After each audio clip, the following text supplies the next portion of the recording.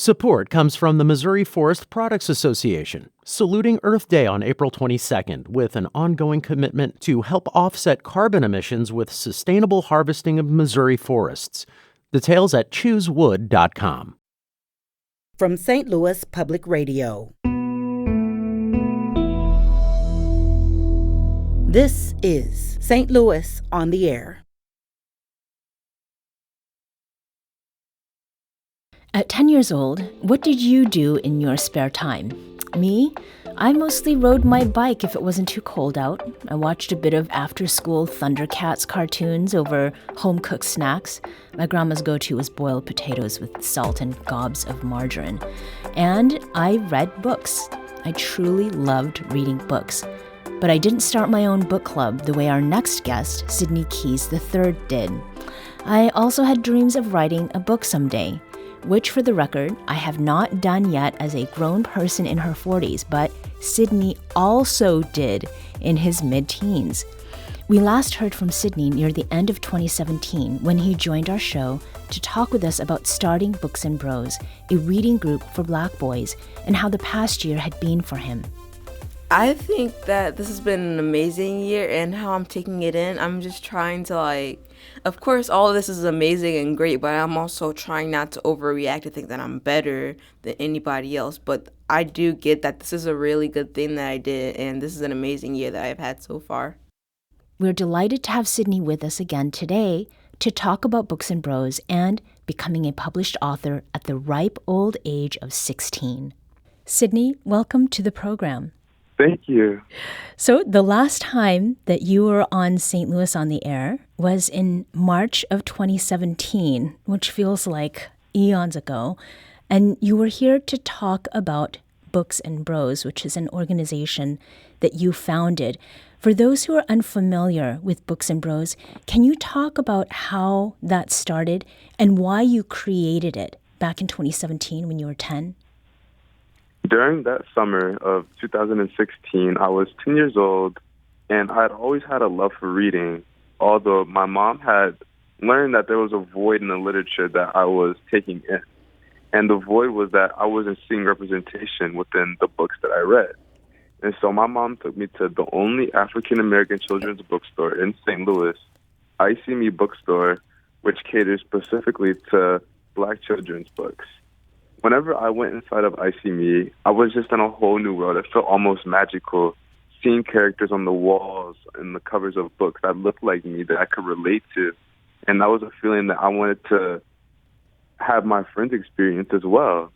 And so I asked the bookstore owners if they knew of a book club that I could join, as well as recommend to my friends. And they said that the only one that they knew of, similar to what I was asking for, was for all girls. And so 10-year-old Sidney at the time, with the entrepreneurial mindset from my mom, decided to ask the bookstore owners and my mom if I could start my own book club called Books and Bros, and that's how Books and Bros was born. So the name of the club, Books and Bros, did that come easily, or was there some conversation that you had with your mom or others? Talk about that. It came very easily. The name came very easily, naming Books and Bros. At first, my mom actually did not like the name, although I think it's grown on her over time, and Books and Bros has grown into its name, and I think that it's a pretty fitting. What was it that she didn't particularly like about that name? I don't think that there was anything in particular that she did not like about the name, but I feel like that she thought that they were better, but I think that it's grown on her now. Well, it's certainly easy to remember. Now, how has Books and Bros developed over the years, maybe in ways that you were not expecting it to? Books and Bros has grown exponentially over the years of me having the club itself. Initially, all I wanted was a group of friends that I could talk to about the books that I read with characters who looked like me. And it grew into a subscription-based business, which I could not tell you that I thought that this is where I would be 7 years ago. And so with Books and Bros growing, we've grown from a small book club to internationally subscription-based company shipping out boxes to members all across the United States. So who is ordering these books? Who's part of your subscription service? The subscription service that we cater towards is the age range 7 to 13 of all boys. And have you been able to tell how many of your subscribers are, like you, young Black boys or young men? Absolutely. Majority of our members are young Black men. So being able to have conversations that go deep in the books that we're reading, as well as conversations that allude to the outside world and society, are very important. And how do you come about, or how do you go about, that is, choosing books for the Books and Bro Club? How we choose books ranges and varies per month. So some months we may have members decide on a book that they enjoy. So if we're reading a series of a specific book that we like and we want to read another book in that series, we may do a simple vote on which book that we want to read next. Or I can make an executive decision in a sense of seeing a book that I think would be a really good fit for the book club, thinking about what each member's tastes are, and always picking something that's going to keep them interested and that they're going to like. How do you all engage with one another? So if one of the reasons you started Books and Bros, was that you wanted to be able to talk with others about what you were reading, how do you, practically, how do you do that now? Initially, with organizing the meetups, we would meet in person every Sunday, the first Sunday of every month. And so we would meet in person at a building in St. Louis called the Ferguson Youth Initiative. And we would meet for about an hour and a half each first Sunday of every month. And each discussion would be youth-led with adult advisory from what we call big bros, which are essentially Black male figures that are something similar to a mentor to the members in the book club. And so each group would have a big bro, as well as maybe ranging from 6 to 8 bros in a little group talking about the book that we read and the discussion, the curriculum that we developed for them. And how much do you think people were really taken sort of with the way that you were doing things in community? I believe that it made a huge ripple effect in my community when everyone learned about the club that I started, starting from media outlets, showcasing the book club all over St. Louis and having people come out from everywhere supporting me, as well as being able to, with the resources that I was given, to give back into my community with different events such as clothing drives and food drives. I'm talking with Sidney Keys III, who is the founder of Books and Bros, a book club focused on reading materials and a collective reading experience for Black boys between the ages of 7 and 13. I'm talking with you today because you have managed another accomplishment, and that is writing the book, Books and Bros, 44 Inspiring Books for Black Boys. Sidney, when did the idea to write this book first come to mind? The idea to first write this book came to mind naturally a while ago, because we have always had the question of what we were reading, as well as a reading list, or even just a book about my story with creating Books and Bros in St. Louis, and how my community uplifted me to the point to where I am today. So the general idea of Books and Bros, 44 Inspiring Books for Black Boys, is showcasing all of the books that we've read in the book club, saying what each member liked about it, what we liked about it, what we didn't, and how it affected the book club. And it also goes into depth with our story with beginning the book club and how we've grown and how we've reached many different audiences. And when was it that you actually started writing the book in earnest? Around August of 2022. Oh, so it's quite recent then. But the idea for it is something that had been on your mind for quite some time. How is it that you settled upon just 44 titles among all the ones that have been selected for Books and Bros subscriptions over the years? Well, we actually selected each book that we've read in the book club so far. So with each pick of each book inside of the book, that's each book that we've read in the book club and essentially a review of each one. Oh, so the subscription involves one book is it per month? Yes, ma'am. One book per month. So what comes with that book per month is a subscription-based box that is shipped to your doorstep, which comes with the book, curriculum, snacks that we might put in the book that we could partner with companies for, as well as any other trinkets or curriculum that we find for that book. Snacks are very important to reading. Yes, really.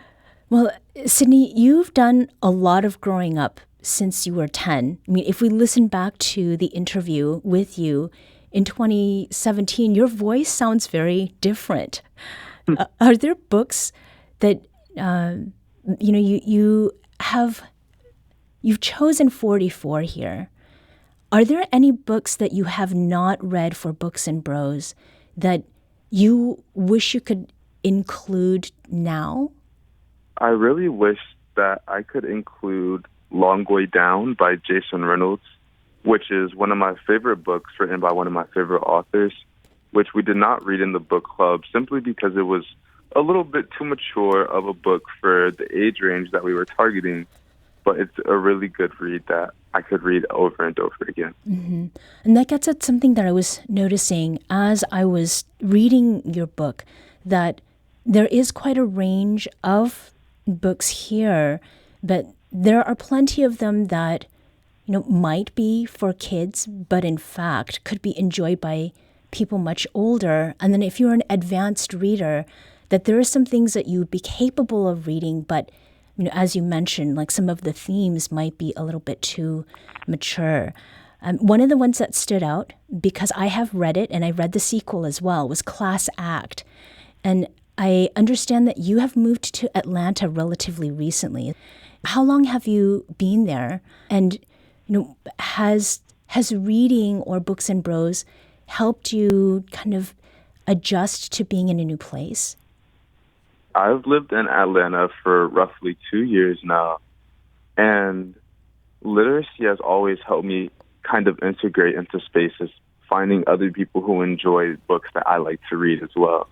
And so, alluding that with Class Act, it's very real to me because moving to Atlanta, it was with the school that I go to, Pace Academy, is a private school up in a very affluent part of Atlanta, which is similar to what the character in Class Act also went through with going to his art school. Mm-hmm. And so being able to relate to the character in the book is something that was pretty important to me, especially being able to think about that now. So it sounds like it was a book that you selected before you moved and now has a different kind of resonance in your life. I never thought that I would be able to relate to a character so much now, but it's pretty amazing seeing how things come back in full circle. Mm-hmm. Now, we've mentioned that you started Books and Bros when you were 10, and now you're almost 17. When is your birthday? My birthday was January 31st. Oh, okay. Well, happy belated birthday. And now you are 17, but at 16, you were a published author. That's a lot to accomplish at a relatively young age. Has there been any pressure or burden that you have felt to keep all of this up, after all this time, and given what you know is missing out there and what's necessary? Yeah, I mean, there is a sense of pressure of just being able to uplift a community as well, just showcase what anyone can do from any circumstances. So, of course, it comes with pressure, but I'm also extremely grateful for people like my mother and people in my community that help lift as much of that off, so to where I can still be a kid growing up as a regular 16-year-old and do amazing things along the side in my community and outside. Mm-hmm. And what did you learn from writing this book, Sidney? I learned that it takes a lot of work writing a book. A lot of blood, sweat, and tears goes into it. And the final product is always rewarding. It's almost as if you're going up a mountain and it's hard getting to the top, but once you get up to the top of the mountain, the way down is just amazing. And how does it look from up there? Like, how do you know that you have written something that has importance for people? Being able to see the smile on people's faces when they receive my book is honestly the best gift that I could receive. And I could say that about anything that I've done with Books and Bros. What do you envision for the next stage of Books and Bros and for yourself? What's the next big thing? Developing chapters across the United States of different youth-led book clubs after Books and Bros, essentially leading their own independent chapters each month. The last question. Who would you shout out for what you've been able to achieve? And I would absolutely shout out my mother. She's been the driving force behind me creating Books and Bros, maintaining it, and as well as it flourishing. She's been my partner in crime through this entire time, and I'm extremely grateful for her. As well, I would shout out to my amazing community in St. Louis and Atlanta. Sidney, thank you so much for taking time out of your school day to talk with us. Sidney Keys III is the founder of Books and Bros and now the author of the book, Books and Bros, 44 Inspiring Reads for Black Boys. He spoke with us from Atlanta, Georgia, where he now lives and continues building Black youth literacy and community through reading. You can learn more about the Books and Bros subscription club and Sidney's book at booksandbros.com.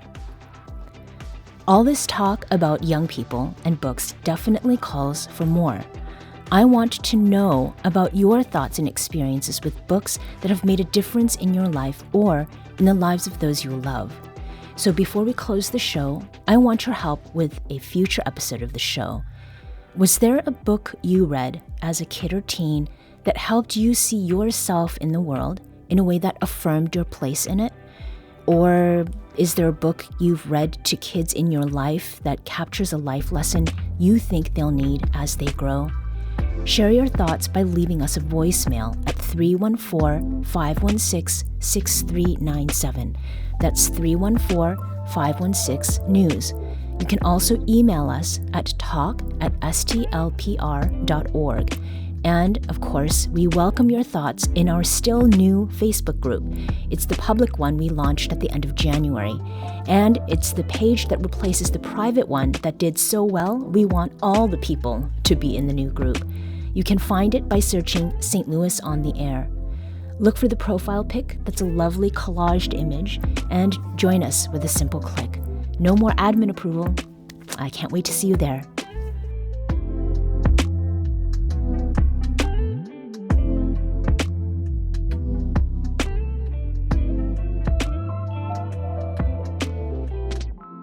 This episode was produced by Maya Norfleet and Elaine Cha.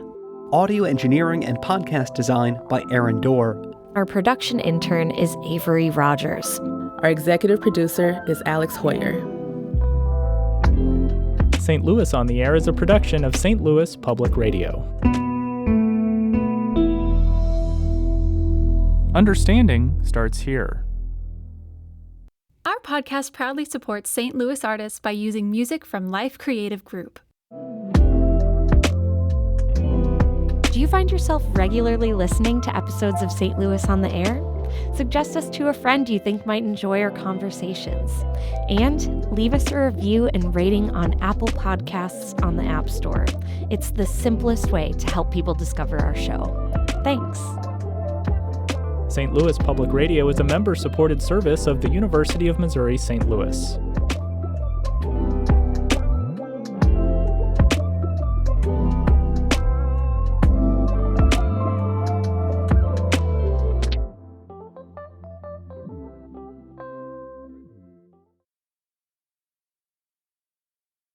Support comes from the Missouri Forest Products Association, saluting Earth Day on April 22nd with an ongoing commitment to help offset carbon emissions with sustainable harvesting of Missouri forests. Details at choosewood.com.